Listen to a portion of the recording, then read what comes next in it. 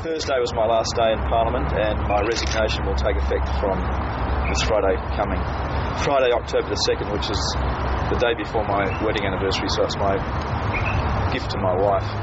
It's me leaving. It's time to move on. I've had my moment in the sun, and it's time to move on. I need to do other things in my life. I need other challenges, and I think, quite honestly, it's better for everybody now that I move. It's very difficult to stay on as a Premier after you've finished, lost the election or otherwise, which is probably why no former Premier since John Tonkin has stayed on in the Parliament. Eric was loyal to me when he was the Deputy, he was loyal to Jeff, and I said to Eric when he became the leader that I would be loyal to Eric, and I always would be.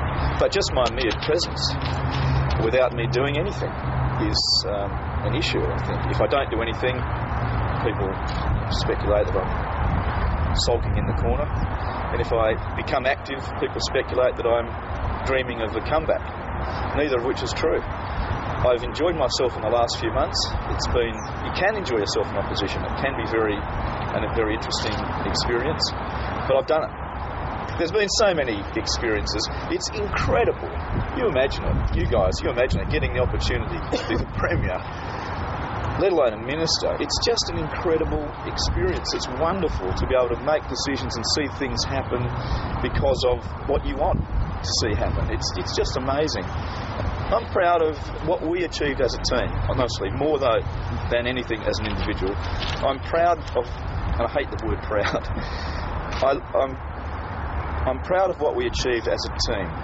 We set out with a big agenda, which took a lot of work to build up when we were in opposition.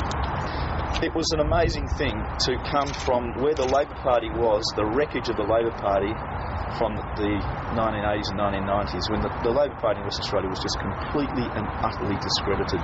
And when I was approached about joining the Labor Party because I wasn't a member, I thought I had some responsibility, given where I'd come from, the fact that luck had given me a profile as a journalist, and I had something to offer to try and re-establish the Labor Party as a credible organisation in this state. And I felt I had a responsibility to do it, and I gave up a lot. I had to sell my house, we had no money, I didn't have a job, I had 4 children under the age of 6, my wife wasn't working. It was a huge personal risk, but it's so worth it. Brian Burke is such a sad figure in my eyes, such a sad figure. Not only for himself and what he's done to the Australian Labor Party, but what he's done to so many good people. He's destroyed political careers, he's destroyed the careers of young people trying to come up in the Labor Party. And it's so sad. But he wasn't in government. Let's get that clear. He wasn't in government. Ultimately, you are responsible for your own actions. And the ministers and the backbenchers and the chiefs of staff and the heads of department who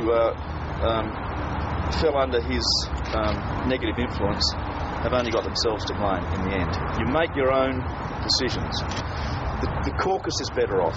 It is a better caucus now than it was before the election, because most of the negative people, the damaging people who put other interests first, have gone out of that caucus. And it's just a shame that I couldn't get 2 or 3 more of the new people that I wanted through the door, and we couldn't hold on to a couple of other seats. But that's life. The Labor Party now has the option to go forward without the influence of people like Burke, the destructive influences, or they can sink back into those old ways and repeat the cycle of damage from the past. Who do you think will be the next Labor Premier for WA?